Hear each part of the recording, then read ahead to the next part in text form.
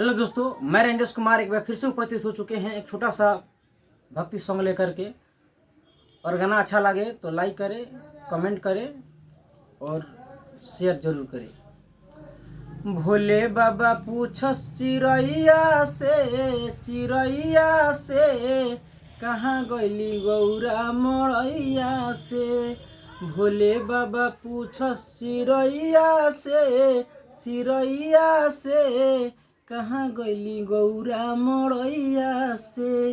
ब्रह्मा से पूछस विष्णु से पूछस, ब्रह्मा से पूछस विष्णु से पूछस, जाके पूछस लक्ष्मी मैया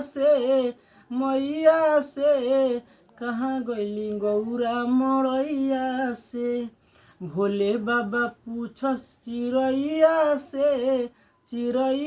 से कहाँ गइली गौरा मड़ैया से।